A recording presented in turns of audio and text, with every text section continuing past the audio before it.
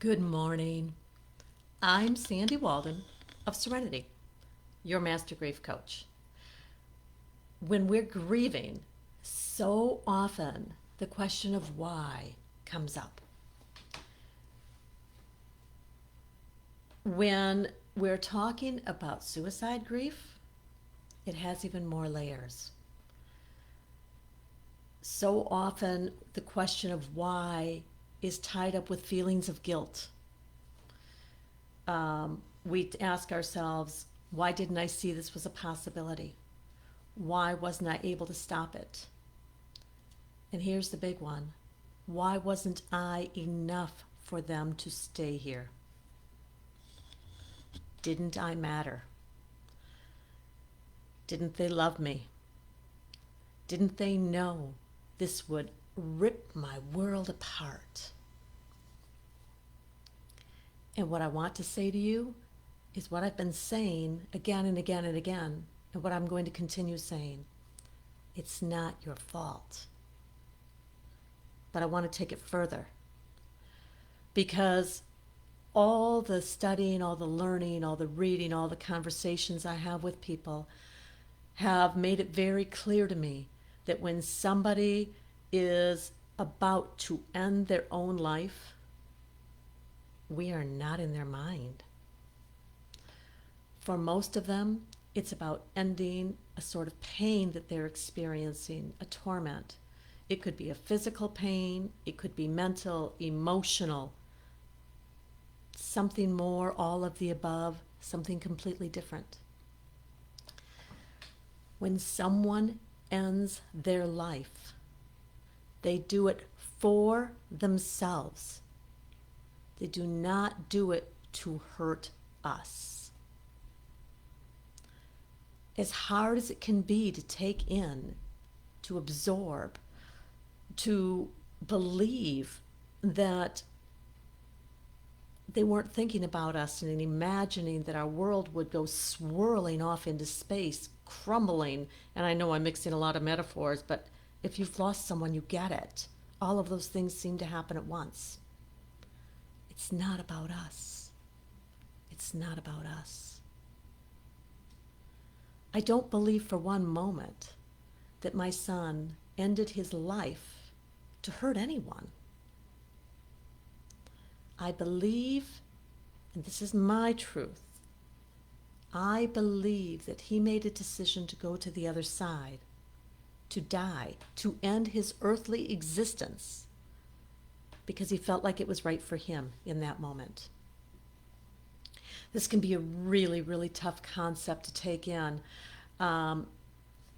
These are people we love. We grieve because we love deeply. That's why the grief is so deep. But it wasn't about us. It's not your fault. Why? You may know why. You may have thoughts. You may feel like you have an idea why, or you may not.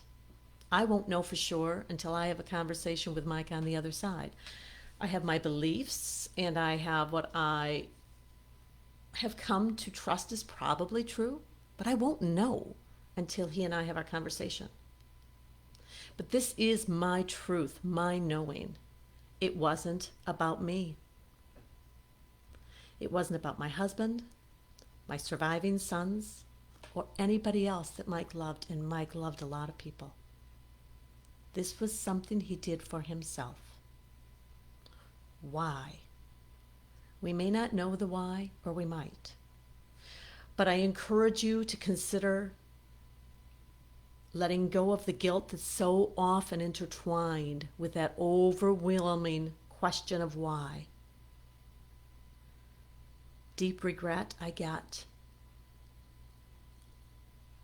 But no matter what we've known, we seldom have the opportunity to stop someone from ending their life. And if we do, if we are able to stop that, then we're not grieving their death. If we're grieving their death, it's because we were not able to stop it, or perhaps we didn't even know that it was a possibility. Why? Wasn't I enough? Didn't my son know that I loved him? Yeah, he did. I believe he still does. Didn't he know how many people would be heartbroken? If it had entered his mind, I'm sure he would have. But I don't believe it was a thought for him. Suicide brings with it layers that we don't often experience with other grief. I don't know what your experiences are. I encourage you to share them. But my profound hope today is that you take this home with you. Let yourself contemplate it, feel it, take it in and see if it feels right to you. It wasn't about you. It wasn't about me.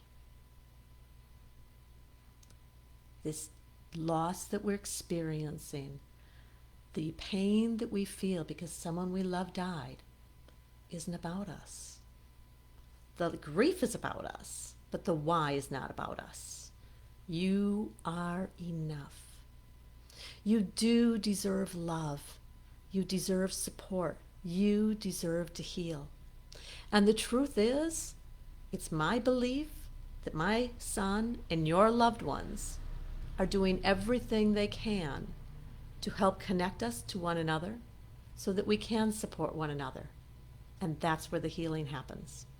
No, I don't believe that we were in their minds or that we were in their heart at the moment they decided to end their life. But I absolutely, completely, profoundly believe that we're in their minds and their hearts now, and that they're with us, that they're connecting us and encouraging us to connect with others and to allow the healing to happen. For today, I wish you a day of gentle peace and calm and healing. If you'd like to know how I can support you on this grief journey, send me a private message and we'll set up a time to chat. But today, this message is really focused on encouraging you to take a step back and remember, the love is about you. The connection you will always have with your loved one is there. And it always will be. Namaste.